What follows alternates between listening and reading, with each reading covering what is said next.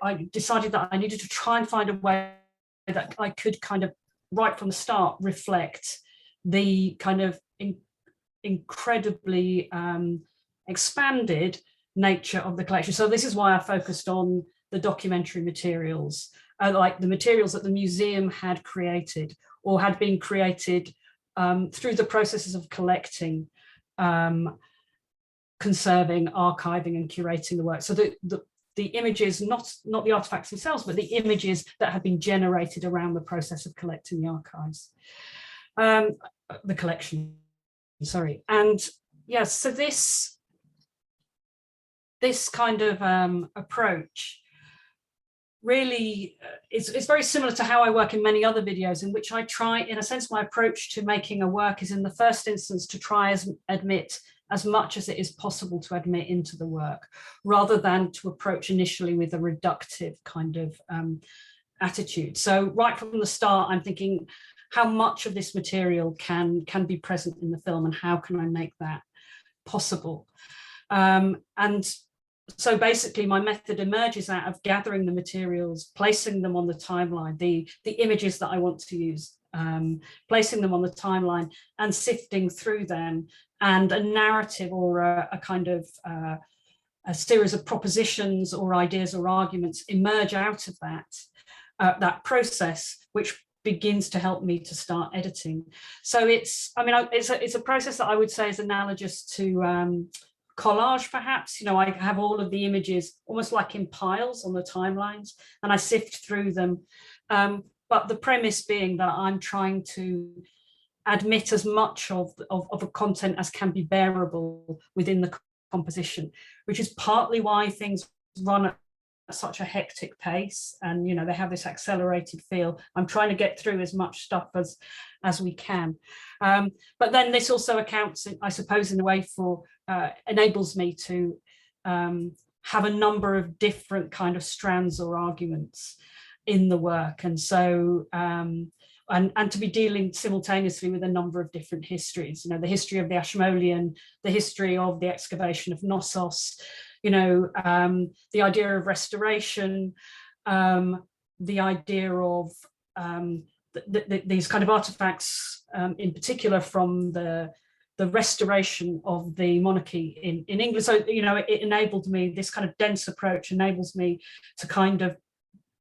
sustain all of these different ideas, or at least that's the proposition the work is making, is can I sustain all of these different ideas in the same work, and in such a way that they just cohere into something that that maintains a kind of coherence and sense. But yeah, I think it is probably also maybe because of the approach that I take of the series of films, of which a restoration is one, which are composed as fictions. They also perhaps lend themselves to other interpretations than the ones that are very important to me in the composition. Thanks, Elizabeth. That was really, really interesting. I'm going to ask a question, and I think you partially answered it already. And this involves the sound and the music in the piece. And we and our visitors have remarked on this sort of almost uncanny connection of the sound and the image, and this sort of rhythmic drive that propels the piece forward, leaving you on the edge of your seat. And I wrote down this quote from Laura Cumming of The Guardian, and she describes the pacing of your work, which I love. Price's gift is for transforming highly intelligent social observations into exhilarating visions paced like thrillers. And people have remarked on this again and again, this sort of, you know, this quality of sitting on the edge of your seat. So what is the role of sound and music in a restoration in terms of how you consider it in the making of the work? And can you describe how you work with sound and music, how it came together in this work, how you begin to layer and construct or imagine the sound in relation to the sequence of imaging? Yes, well, sound is always a really, or maybe more importantly, kind of melody and rhythm are really, really important in the construction of all the works. that I've made in moving image. A restoration is one of the first ones in a way which is conceived from the beginning to the end as musical. In most of the works prior to that, there were sections that were kind of rather objective and analytic, and then there'd be a musical episode that would maybe interrupt and would kind of totally change the temper and the disposition of the work into something more effective, and then maybe we'd move back into the slightly more distanced and rational kind of disposition. And a restoration was the first one where it's kind of the other way around. There it's mainly musical, and there's a short interlude in the middle where there is no music. And the reason there are like about 17 different reasons for the importance of music. I think firstly, I'm really interested in the composition of things which are genuinely heterogeneous, that are difficult to categorize, that draw from many, many diverse cultural forms that exist in different or come from different institutional contexts, have different technical histories. So, you know, something like a restoration is conceived, you know, like many of my works in video, it has pedagogic elements. You know, it's partly a lecture, but it's also a musical. It's also kind of constructed like a pop song, and I guess this use of music is a kind of deliberate. Apart from my interest in music itself, for its own sake, I'm interested in using it as already saying this is something. This is a heterogeneous artifact that I'm asking you to kind of consider and look at. It is something which sits across and bridges categorical distinctions, and I'm always interested in that as a kind of proposition right from the start. The fact that I use that, you know, music is also important because it is a kind of problematic or often a kind of, or certainly the way in which I use music. So in a restoration, the music is quite kitsch. It's kind of not grave, or it doesn't have gravitas. It's kind of deliberately kitsch. It's kind of electronic and pacey.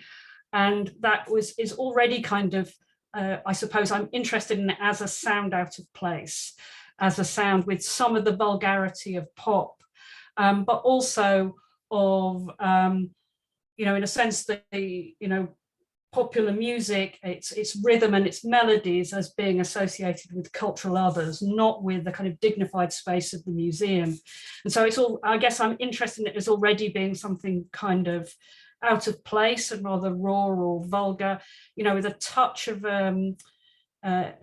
well, certainly a lack of deference to both the institution in which the work exists, you know, the institution of art in the widest sense of the word, and a lack of deference also to the artifacts, which doesn't mean to say that I don't take it very seriously using them and presenting them and them existing in my work. But I don't think deference is a very useful or interesting attitude to have towards them. So the music is kind of signaling a lot of different things about values, I suppose, right from the start. But then, of course, music does certain things. It has an incredible capacity to kind of make it possible to direct information, like the use of rhythm along with kind of the provision of information. You know, you can kind of accelerate through arguments very quickly. It adds rhetorical power to statements that are being made. Also, at the same time, you can, it allows me to add kind of complexity to the narration, which is all, you know, it's all delivered by synthetic voice. So it's rather expressively limited. But with the music, I can kind of either lend emphasis or lend credibility to the narrative voice, or at other times undermine it, kind of a kind of simultaneous kind of mock it with the music.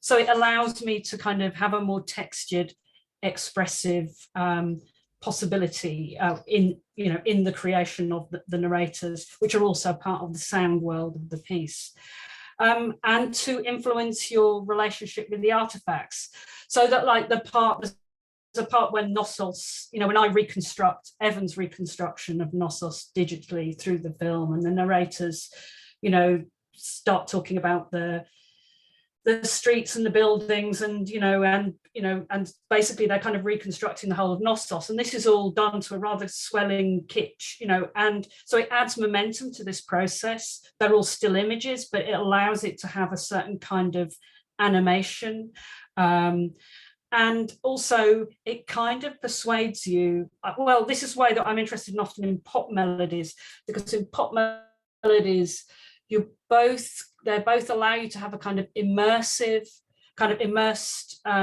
relationship, a persuasive kind of, almost like a sentimental relationship with the music, but simultaneously a skepticism. And I suppose that's what I kind of want to cultivate during the reconstruction of Knossos, both a kind of desire for it, which an arousal around the idea of it, and at the same time, a skepticism, which I think those things exist at the same time in certain kind of, so think of someone like Kate Bush or David Bowie, or this possibility of both being intensely serious and kind of satiric all at the same time. So so that's kind of some of the reasons how and why I use music.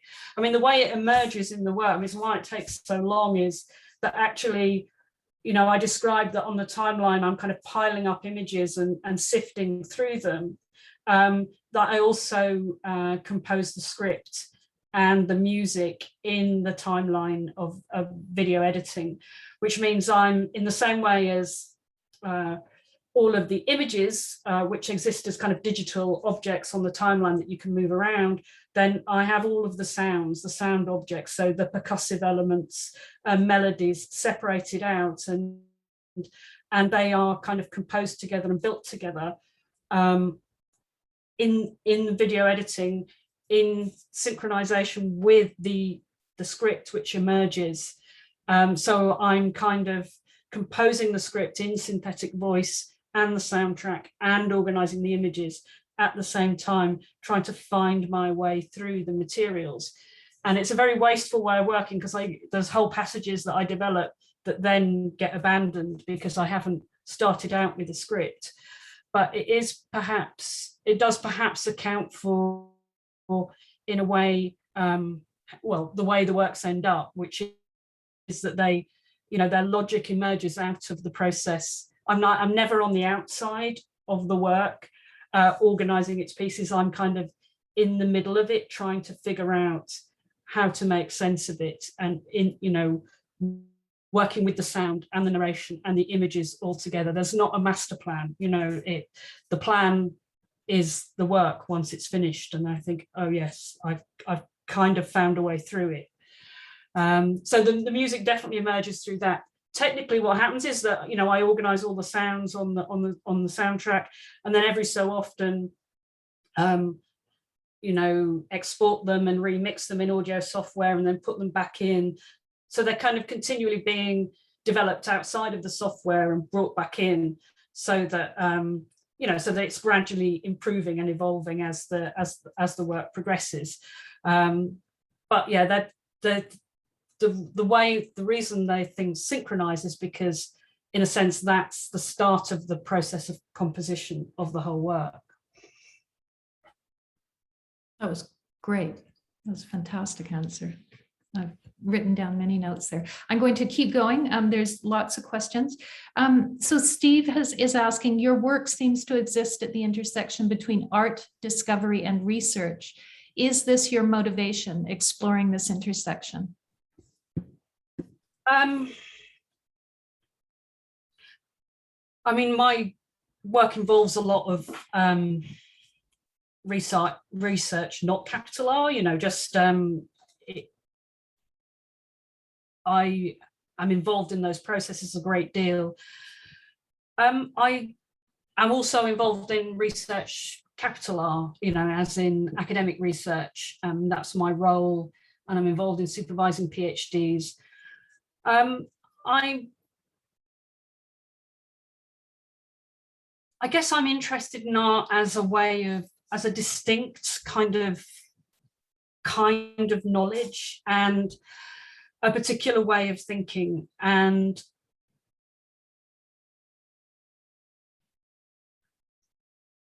I know that in the course of making my work, that through the work, I am able to think things and understand things and remember things and imagine things that occur through the processes of making art.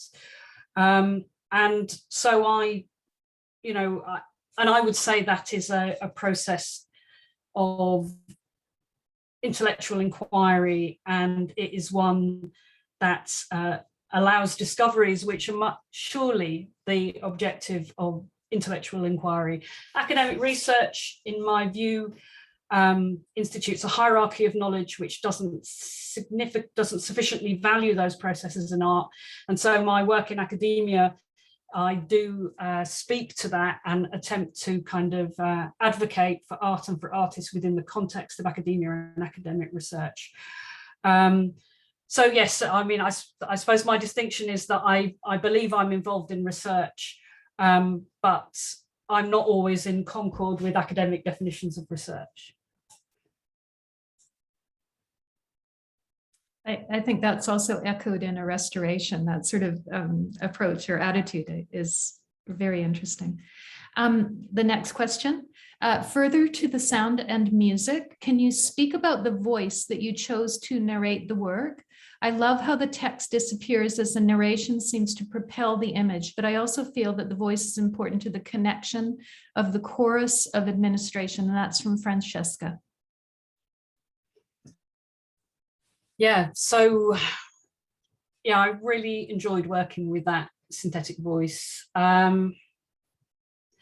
It's a really strange and interesting process working with synthetic voices, because the way in which they're created is, obviously there are a limited set of sound objects in the construction of the voice. So it has a very limited set of means of expression. And often, if you just type in the words, the voice will pronounce them strangely or won't inflect it correctly. And so one of the things that was really interesting in the process of making this work was trying to get the voice to have the exact right inflection, which was both, again, and maybe it comes back to this, what I was saying about pop, that the administrators, and as they are expressed by that voice, are intensely sincere, but also they are capricious and sarcastic and satiric. So it was really important to try and get the voice to be at certain points to hint emotion, but to be really deadpan. And yeah, and so I became very, very fascinated with like almost every syllable of the voice. And in a way, the images are often edited to sibilance in the voice, to certain kinds of sounds in the voice as much as they are to the music. And yeah, and it's really, as this process that I described, it's not like the script is written and then I get, I organize a synthetic voice and then I start putting images to it. They're kind of created in the process. So it's through that voice that the ideas take shape. And I think it's always worth saying that in a way, the voice, I always think when I make these works that sometimes people think it's me speaking, but it's the way I make the voice it's much more about me hearing it, that I'm the first person that hears it. And I'm not disavowing that, in a sense, I'm responsible for what the voice says, but I suppose it's more akin to the creation of a character in a novel for which the author is accountable, but which may hold different views or express themselves differently to the author. And so the voice was very, very much a part of that, and of the expression of the administrators, who, for which there are issues of gender and class in relation to the institution of the museum, access to the knowledge of the museum and its resources, the entitlement to narrate them. And I try and convey that, and some of their fury, which I think is there, but always in a kind of, always with laced with a kind of strategic intelligence and humor. You know, they're not necessarily benign. I don't think the administrators, they're not very responsible, but they're pretty smart, I think. And they're, you know, I wanted to create these characters with whom the majority of us might identify in our own experience of negotiating how museums narrate our own histories and the histories of others to us. Yes, and the voice was very, very important in that. And it has a certain kind of, although doesn't have any kind of much organic, they're very thin, these voices, you know, there's almost no texture in the sound, but it has a certain kind of fluty sensuality, I thought. So I loved the process of trying to make that voice speak for this idea of the administrators, which evolved through the process of making that work. Thanks, Elizabeth. That was great. And so interesting in terms of the conversations going on now about how we collect and things like that. So the next question is Doenja. I hope I'm pronouncing that correctly. Hi, I absolutely love the work, and I'm so grateful to join for the Q&A. Would you be able to speak a bit more about the floral animation at the beginning of the video, how this was created, when in the process, its connection to the rest of the work and the narratives or themes it is pulling out? It was so particular. Yeah, well, I was really fascinated by the graphic materials that were commissioned by Arthur Evans as a part of the process of documenting the excavation of Knossos. And what fascinated me was the process of extrapolation of fragments into, you know, tiny fragments of images into complete images, and the work of speculation and imagination that was taking place in that. And this is, you know, obviously this is the heart of the problem and the fascination with the work that Arthur Evans did in relation to Knossos, that as an imaginative endeavor, it's kind of fascinating and remarkable, but it's the evidence, it's the manifest evidence of the sort of colonizing imagination, you know, of this incredibly privileged white man, you know, and basically taking these fragments and extrapolating from them the idea of a civilization. And that seemed to me it seemed to be the most evident in the images of the organic life of Knossos. And what's fascinating about them to me was that they went through so many layers of stylization, because of course they already were stylized in the Minoan art of Knossos. And then Evans then took them on and extended them. And I remember when I first looked at them, I thought, my God, this is so weird. This looks like turn of the century, you know, Art Nouveau. And I remember looking at them and thinking, is this because Art Nouveau was influenced by these excavations at the end of the 19th century? Or were these excavations influenced by Art Nouveau? And of course, it's both, right? You know, both art and design was massively influenced by these excavations. You know, the discovery of Knossos, the Tutankhamun, things like this had a massive influence on art and design. And so you look at them and you're seeing them through the prism of the art and design of the 20th century.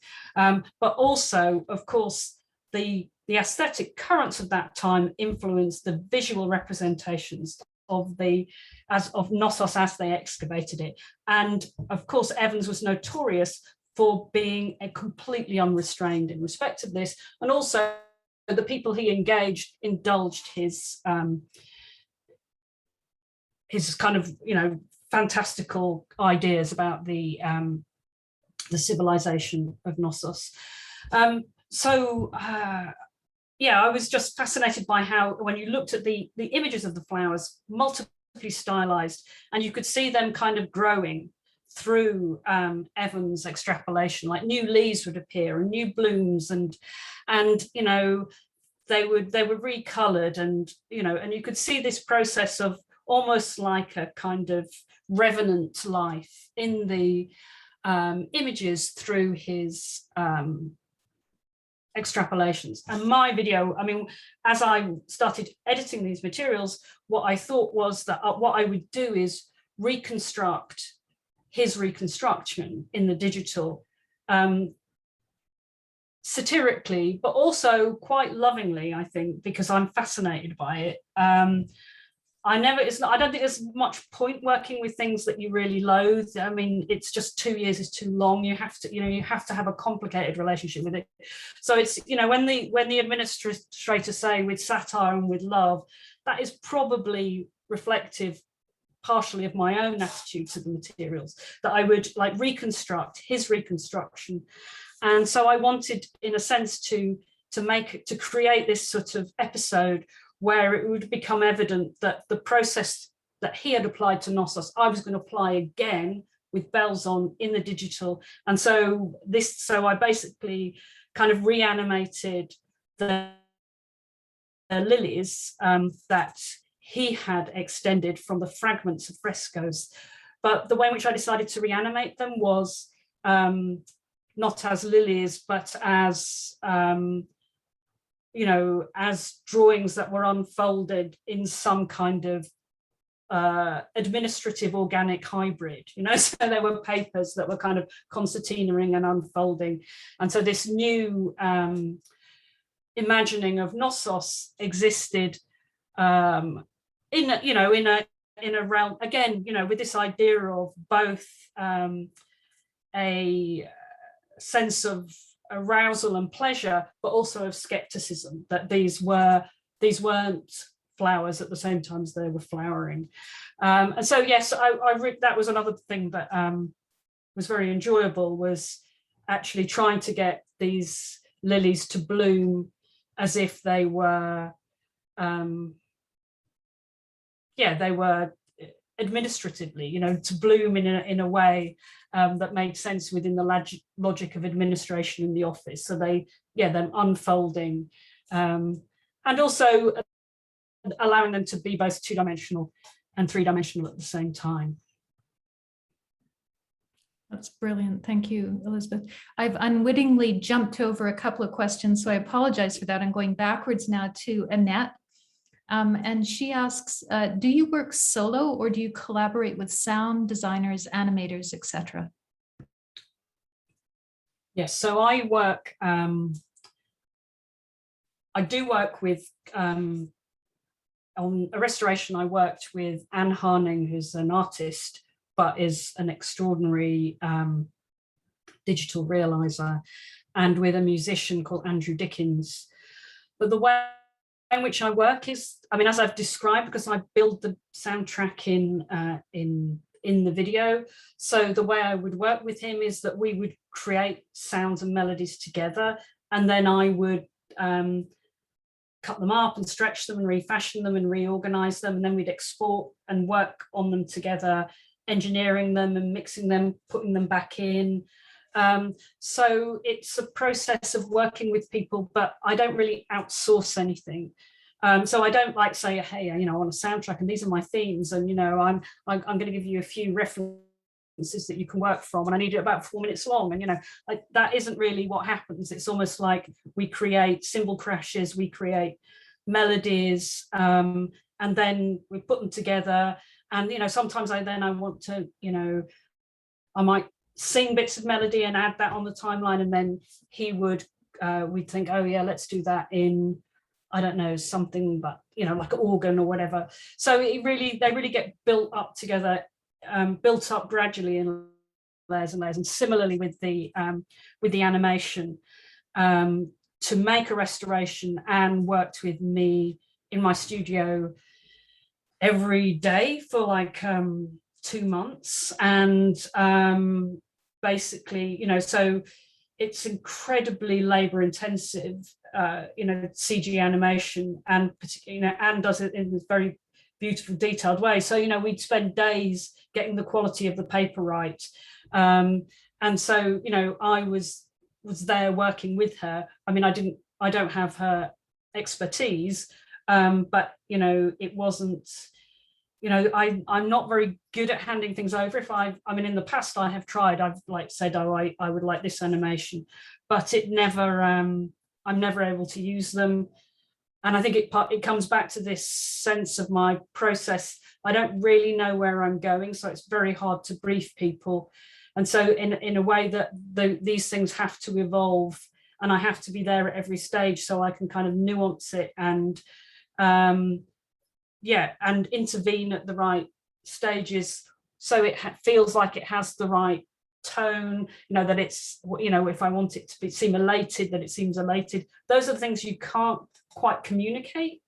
It's in advance, you know, you can identify them maybe as they occur and you can say, yes, like that, you know, but it's really hard to brief for that. So, so yeah, that involved in a very, we developed a very close working relationship, just building those animations up, you know, over the course, yeah, of a couple of months, I think. Brilliant. Carolyn says, you have reflected on your interests in sci-fi and ghost stories in past works, and this latest piece of work discusses these time frames. As the past and the future potentially collide in your work, is there a social dysfunctionalism highlighted by the overlapping knowledge?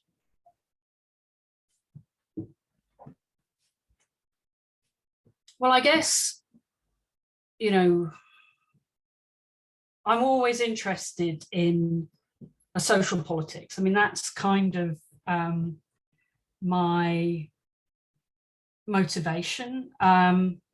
It's what I'm trying to get to. And the use of kind of literature genres or, you know, cinema genres as well, ghost, science fiction,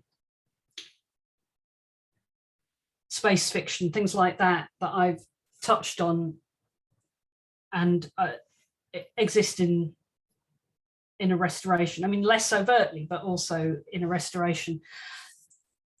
I'm interested in them again because of the idea of heterogeneity, because those forms themselves are heterogeneously complex. There's always something, you know, that in ghost stories, the undead or the living dead, or, you know, in science fiction, you know, the complexity of species, the breaking of the laws of science as we know them in our reality. So there's always a kind of categorical complexity in these genres anyway, which is partly fascinates me.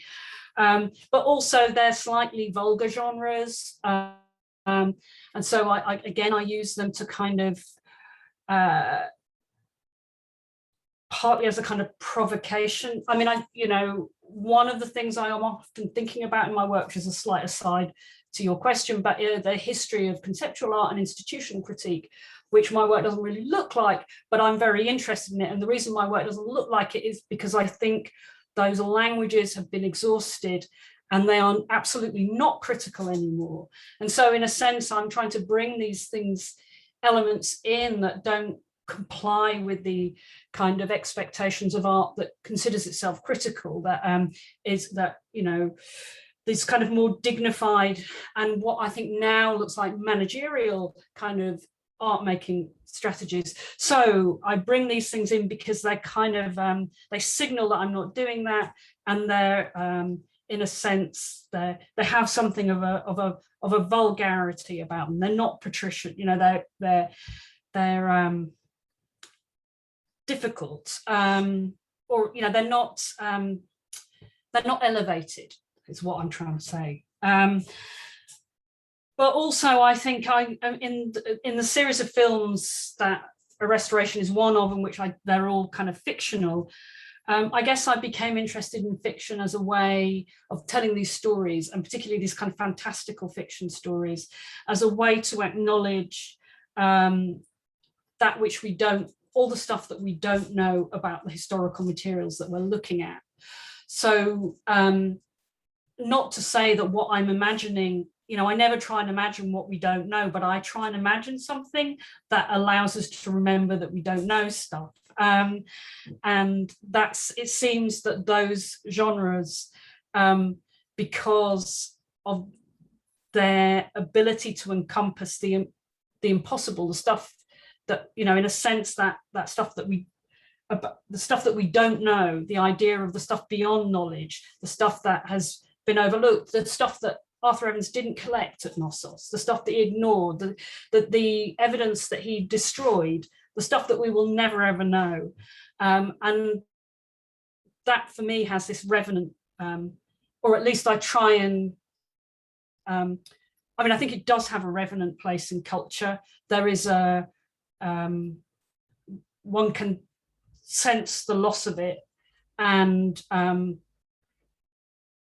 there is, you know, there is a legacy of trauma because of these things, and that through these kind of genres, I think they exist in part to account for those kind of traumas. So yes, so I guess I'm using those modes of fiction in order to point to these kinds of politics in lots and lots of different ways. I'm not sure how well I answered that question, but I'm sort of, or I don't know if the questioner wants to come back on it. I thought it was fantastic. I think what we'll do is keep going, because we've got 9 other questions and we've only got a little bit of time. Maybe I'll cover it. That was brilliant. This is from Mimi. There were artifacts other than those of the purported Knossos origin. How did you choose those? Is there any significance to the artifacts chosen? Well, yeah. So, like, yeah, I had this brief to like make this work about these 2 collections, and so one of the reasons that I focused on, I mean, I was totally fascinated by the Knossos material, but one of my main reasons for focusing on it, for going to look at it in the first instance, was because Arthur Evans, as well as being the archaeologist who excavated Knossos, was the first director of the Ashmolean Museum in its modern form. And so, in a sense, in the idea of the origin of Knossos, Europe's first and oldest city, there was also the originating myth of the Ashmolean, or at least for me, Arthur Evans, as the author of his own Knossos, was also the author of the Ashmolean in its modern form, and was partially responsible, or the institution that took place at that time, the separation, which disaggregated the ethnographic artifacts from the Ashmolean, which then ended up in the Pitt rivers. So one of the things that I was kind of wanting to do in the first section was like this, the creation of, you know, in building Knossos, I'm also kind of alluding to the construction, this is how I imagined it anyway, the construction of the Ashmolean Museum. And the Ashmolean Museum, one of the oldest museums in the world, so the construction of the museum as an idea. But I couldn't look at every artifact. I mean, that's why I kind of focused on Knossos, because I could, in a sense, I felt like deal with these, you know, a very significant collection in the museum, but also deal with, in a sense, the idea of the museum itself. But I wanted to get to a number of different artifacts within the Ashmolean Museum. And the other artifacts that I wanted to get to was a Jacobean wine glass of the Boscobel oak, and also these Near Eastern terracottas. And so basically, the way I thought about, the way I think about and thought about the structure of the film and how we move through the collection is that we move through the Knossos stuff, and we end the Knossos stuff on a series on all the drinking vessels that are in Knossos. And then in order to express all of the collection, I identified drinking vessels as artifacts that existed in every category of the Ashmolean Museum, and also in the Pitt Rivers Museum. And so if I showed an image of every single drinking vessel, we would rapidly move through, in principle, every section of the museum. So there's like a 1.5-minute section in the middle of the work in which you see all these drinking vessels, they come up on the screen. And that is us kind of moving through the museum in a 1.5 minutes and ending up at the Jacobean wine glass. And that was a very significant artifact in the creation of the work, and also particularly the theme of restoration, and also at the same time as we get there, that it's also juxtaposed with a series of Near Eastern terracottas. And the Near Eastern terracottas I was fascinated by. I mean, they're extraordinary artifacts, amazingly kind of vigorous, vital little figures created with such a terse economy, just little nicks and little embellishments, and they're kind of extraordinary, amazing things.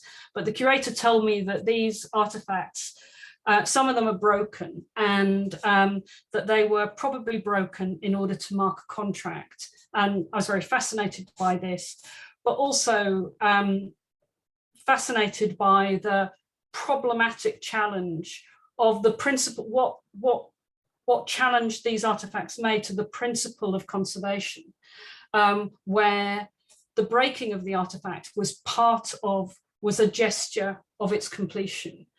And so this was a really, this idea was very fascinating to me, that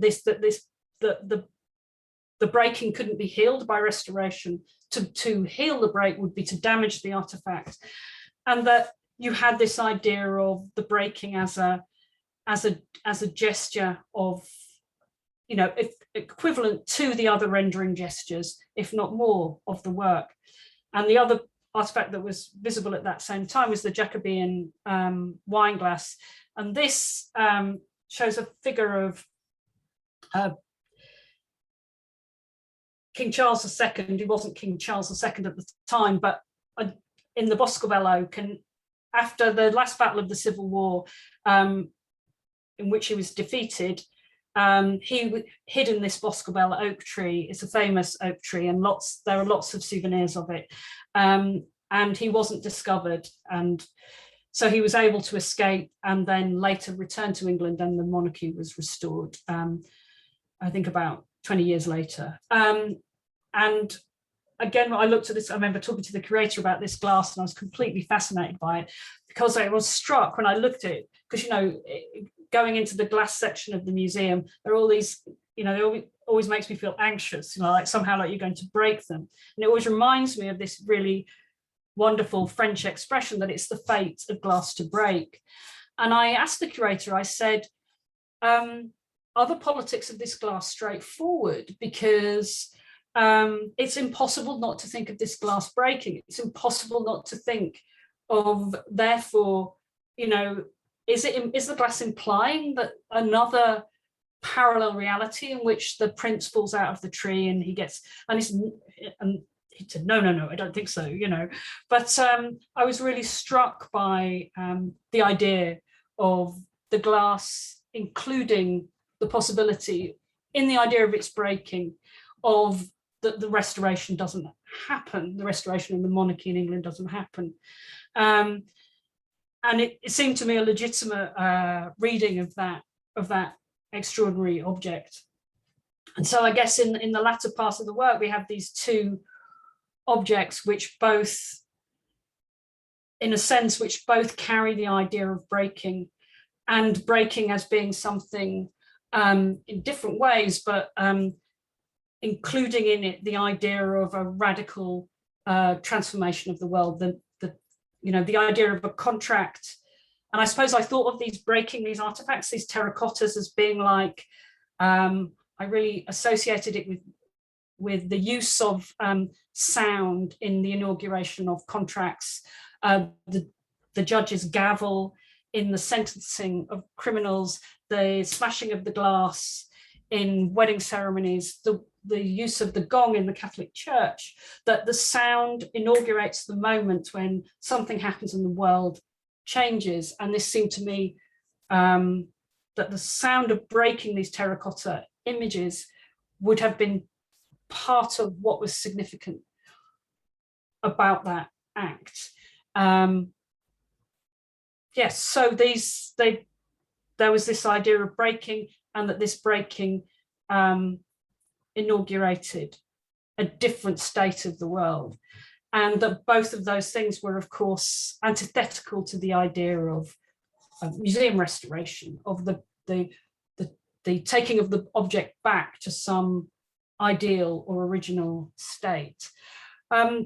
Yeah, and so I guess that these objects were selected for, because I was fascinated in them, but the fascination that emerged through the creation of the whole work were, in a sense, these different ideas of valuing and preserving, and the need for, in a sense, the possibility of breaking as being a radical or a liberating form of restoration. Brilliant. I was enjoying the thought of you suggesting to the curator that the possibility of breakage might be imminent. Jake, are you okay to go on for a little bit longer? Yeah, sure, yeah. Brilliant, okay. Jake has asked, I think people very much value restoring and preserving history, artifacts, etc., as closely to their true purpose as possible. One personal interpretation that moved me from viewing this piece was a criticism of this norm, that creativity, imagination, especially their inherent quality of destruction, is equally, if not more meaningful to the act of restoration, which is an art form as much as anything else. How intentional was this message, if intentional at all? I think you've touched on that, but perhaps you could, yeah.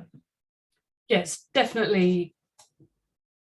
It's definitely what I was concerned with, was the conservative element of conservation. And, in a sense, we might all agree that we need to value and protect the significant artifacts of our own and others' cultures, that this is a shared endeavor that we can all, appreciate.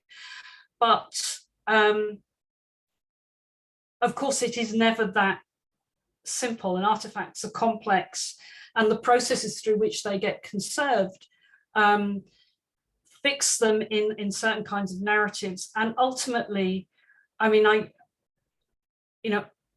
ultimately end up with a kind of, you end up with a conservative politics surrounding these artifacts. And it was absolutely, definitely my approach to the work, and through developing it, and the ideas that emerged out of it. And I guess also I was thinking about how, I was thinking about how, okay, so Arthur Evans, he over-imagined, right? He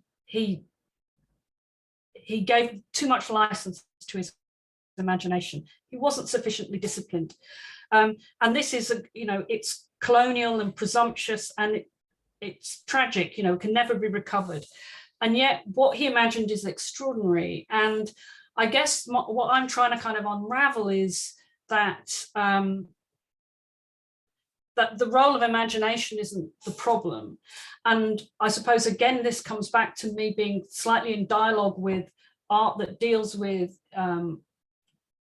collections and institutions of art, that has been very censorious about the role of artistic imagination in critical projects of understanding the museum. And I guess we've been left with artists almost like leaving no trace as they intervene in collections, you know, almost like no footprints at all, is the most valorized. It's the most kind of, it's almost like regarded as the most virtuous gesture. And I guess, you know, part of the reason that a restoration is so noisy is that I'm saying, I'm not sure that is true, or at least, you know, can we have a, you know, maybe we need people to be working in different ways with these collections. So I guess part of what the work is about the extrication of the role of imagination from the role of critical analysis, and saying that both of these things are important, and that and the role of imagination in the creation of political desires, you know, that and that art is really, it's a really important place in which those things can happen. So yes, it's like it's a critique of the, you know, conservative values that exist in how museums preserve objects, but it's also a critique of how we've maybe slightly become prohibitive and censorious about how artists work, particularly in relation to imaginative or speculative work, and that, you know, that there is huge scope for that kind of work to be critical and political in relation to our institutions of art. So yeah, it was, there were, you know, the objective was twofold: looking at museums and looking at art and artists. Brilliant, thanks, Elizabeth. I think, Emily, you want to ask a question yourself? I do. Thank you, Sarah, and thank you, Elizabeth. This has been really great. That was a great segue question, because I think, okay, so I have a bit of an observation and then followed up with a question. So my observation relates really well to what Elizabeth was just saying, because my observation is more sociological rather than academic. Because when watching your work, I was making this analogy, I think, to what I assume the process might be to an actual excavation, because I was noticing that the voice of the archivists, they are bored. And so at times their creative ideas are taking hold. And I was making this analogy to what, these are my assumptions, to what the process of Arthur Evans' excavation was like.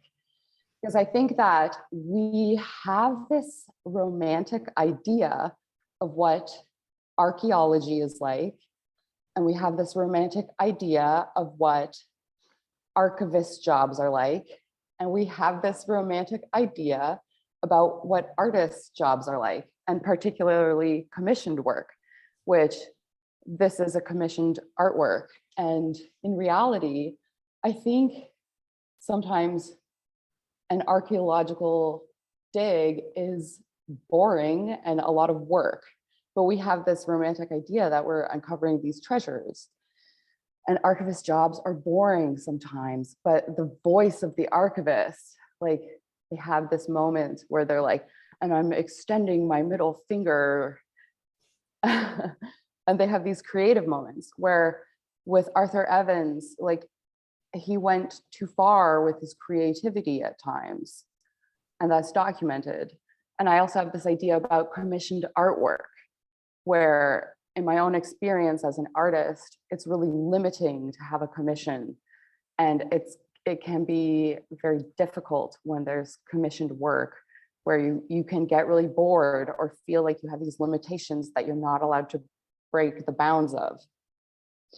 So that is an observation of these layers within a restoration, that you have the artist, the archivist, and the archaeologists all in this sort of stuck place. And they're all in these, their own sort of strange archaeological digs that are trying to like break outside these bounds and use their creative energy. Anyways, the work is amazing, and I really loved it, and I love what you were saying about music. And I have thought a lot about, Elizabeth, you almost being like an archaeologist yourself. And I like this idea of not having a master plan. And you said that you find a way to work through it. And that made me think of a dig. But so my question for you is, you have spoken a lot about working digitally and almost like you're working in a collage-like way in a timeline, and you have all of this information that goes into the timeline, which I identify with as well, working with video. But I'm interested if we go backwards a little bit in your more pre-production process, because I kind of have a sense that maybe there's like an analog process for you, because I get these little senses in your artwork that there's like a craftiness to the way that you work. But that might just also be an assumption. Can you speak more about your pre-production process and how you organize your ideas for your archaeological expeditions? Because it's like an unbelievable amount of information, and it's like it's profound. Like, how is your brain processing and narrowing down all of this information before you even drag it into a timeline? Yeah. Yeah. So yeah, that's really interesting. I have often related how I work to archaeological processes, or that I kind of build up projects in layers on the timeline. So there's loads of images there that you never see, but they're part of the process for me. So often my timelines are 60 or 70 bands high, because I keep all the images there. So I kind of construct this sort of strata, and that's part of how I work. I think that also comes, and making analogies to things like collage is indeed because I often work very physically. A restoration is actually slightly different to that, simply because, mainly I don't work with very valuable artifacts. I actually usually prefer to work with marginal things, derogated things. And so you're indeed correct that this was a challenges commission, because I had to work with this celebrated museums, and also you can't touch stuff.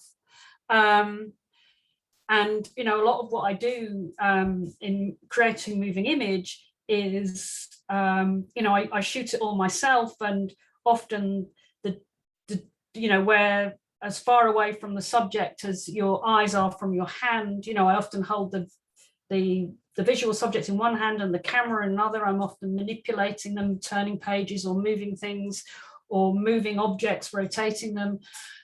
So there's a very physical part of the process. And I do all that by myself without anyone else there, in a really unself-conscious way,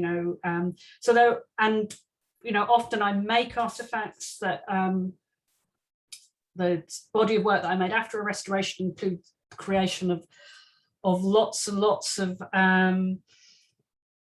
actually kind of physical things that are a bit like the floral animations in a restoration. So I do work in a sort of physical way in relation to the digital, and part of that is because it's partly just essential, just to stop me going mad, that I actually have to work on really literal material processes at the same time as working on these video compositions, partly because the edits are very fiddly, and there's So as I'm composing them on the timeline, there are all these tiny little fragments on the timeline, and sometimes, but there's no, you know, in a sense, it just doesn't exist as a single object, and this can make me very, very anxious. So I have to work on these physical things alongside it, and many of my videos that's quite apparent in a restoration, because I couldn't touch any of the objects. It's much less apparent in, but it reproduces a lot of, in digital terms, it reproduces a lot of those effects, you know, that we kind of seem to flick through the images. And of course, I recreate the Jacobean wine glass and drop it through space, you know, so I find a way of interacting literally with the materials. The way, I mean, weirdly, I suppose what the part of the process of making, I mean, making a work like restoration is that I don't really remember the whole of the piece all at the same time. You know, I kind of am really, really in it like that, you know, so when I'm in the bit that, you know, dealing with the, you know, and when I'm intensively working on one section, I almost can't remember what the other sections are. And I do think about on the timeline, I kind of have them, almost think about them as separate spaces or separate rooms in a building, you know, and I close the door on them and work on another one or something. So I'm not, and I think that's partly why they do weird, sometimes weird things happen in the film, like we go off in another direction, is because I'm actually, you know, some of the other parts of the film have receded to the back of my mind at that moment in time. That's like an archaeological dig. Isn't it like how they section off little parts with the, like, I don't know, like tape or whatever? Yeah. Cool. Yeah, so I guess it's, but I suppose what I'm interested in is trying to sustain the complexity of all these different things. And I think the master plan is important, is that there's not a single prevailing logic, you know. I mean, I'm also really fascinated by Gothic architecture for the same reason, that, you know, it's almost like all the different bits develop on their own. There was no conception of the whole. It was created in episodes. And that, I feel that's a very, very important part of attempting to keep the complexity, because in a way, if from the start I think, oh, you know, I've got to like pare this down, you end up, in a sense, like you end up not encountering things, you end up not discovering things, you know. And I do really believe in this sort of a permissive, like promiscuous, almost like letting as much as possible into the work. But the only way that can be done is if you don't try and make it all fit into one kind of template. So yeah, it has these episodes, and obviously I am trying to make it make sense, but it maybe only makes sense narratively. So, you know, it doesn't make sense in a gestalt sense. Doesn't make sense all at one go. It only makes sense, you know, maybe after the 15th minute that makes sense or something. So yeah, that's so I suppose those are the ways in which I try to make sure that I'm not eradicating things, and also because the challenge is more interesting, you know, the challenge of actually trying to retain the material rather than get rid of it to produce a more elegant and kind of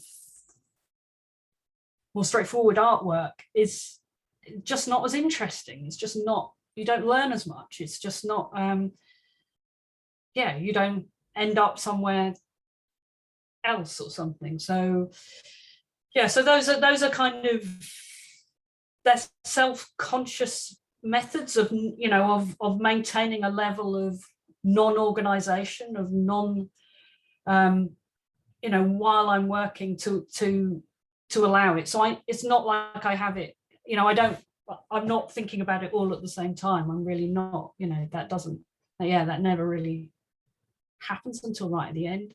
And that's always very weird when I show it, you know, for the first time. That's always pretty strange. It's like, yeah. Thank you, Elizabeth. Thank you, Emily. That was great. We could go on and on, I'm sure, for hours and hours, but I'm going to just ask 3 more questions because we've got these 3 questions, and then ask everyone to stop asking questions. Okay. The next one, Alexander, he says, I was strongly impacted by the juxtaposition between very precise and accurate language for most of the text and occasional very generic language. For example, gather the rest of the stuff. That actually jumped out for me as well. We bring them all here, enough for everyone. There exists something for every occasion and incident of real and dream life. We gather and enclose all we need. What were you specifically trying to achieve, I think, with this language?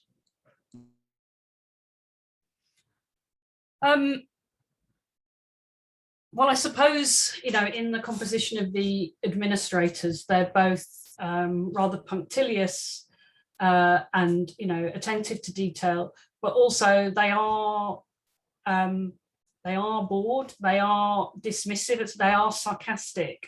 And so at certain points, they speak in a rather vernacular way, and at other points very precisely. At some points they speak poetically, other points analytically. And I guess, this allows me,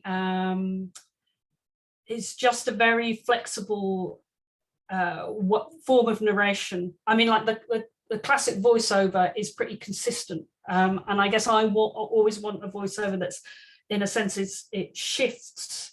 That's also partly why I always conceive the narrators as a group.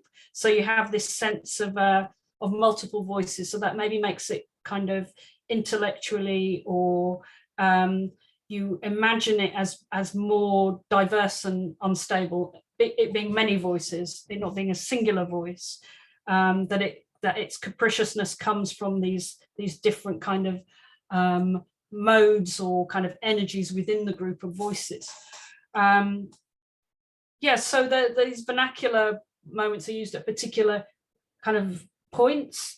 The point where the administrators say the rest of the stuff, I mean, this is kind of an acknowledgement perhaps of the kind of hierarchical distinction between the 2 museums in Oxford, the Ashmolean being, I mean, both museums are extraordinary and highly celebrated, but the Ashmolean is a much more powerful institution in Oxford, and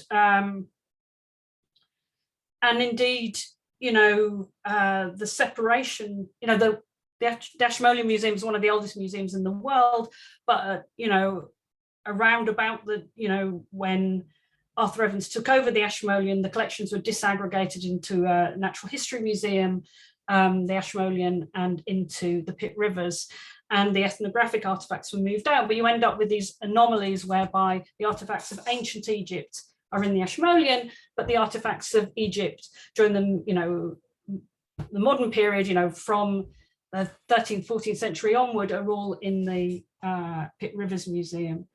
And so this museum, the artifacts there had and have a different standing. And so the administrators, who are continually kind of satirizing both the conceits of Evans and of the museum, basically articulate this as they satirize this hierarchical distinction between the artifacts of the Ashmolean and the artifacts of the Pitt Rivers. And that point when they said the rest of the stuff, that's the point when we move into we start to see the artifacts that belong to the Pitt Rivers Museum. Brilliant. Thank you, Elizabeth. Thank you. Thank you. Oh, fantastic. I think Jake asked his question at 10:44, and I actually think you've answered it. And this was regarding this sort of intentional nod or reverence to the imaginative element of historical restoration. I think you answered that in previous questions. So I think we're going to end here because you're probably exhausted, and it's 11:20, and I'm going to include all of these comments at the end that people are adding. They're just, amazing. I mean, it was really fantastic. I feel I've experienced this sort of masterclass in a restoration, but also an art process. And your intelligent resistance to rules results in these brilliant idiosyncratic works that to me are immediately identifiable as Elizabeth Price works. And yeah, I can't thank you enough for being here. It was just brilliant. So if everyone wants to add their comments, Elizabeth will get a copy of this at the side, and maybe we can have a cacophony of voices. Everyone can turn on their, we'll gather you all here and you can thank Elizabeth yourself. So thank you. Thank you very much. Thank you. Thank you. Thank you. Thank you. Thank you very much. Uncanny work. Thank you. Oh. Thank you for the question. Oh, dog. Is the dog howling? Is there a dog howling somewhere? So thanks so much, everyone, for attending. Go and enjoy your day. And Elizabeth, thank you again. It was great. And I hope you have a lovely dinner somewhere coming up. Yeah, just off the dinner. Yeah. Yeah. Thank you very much. Thanks for your questions, and thank you, Sarah. Okay. Bye-bye. Bye, everyone. Absolutely brilliant. See you next year. Yeah.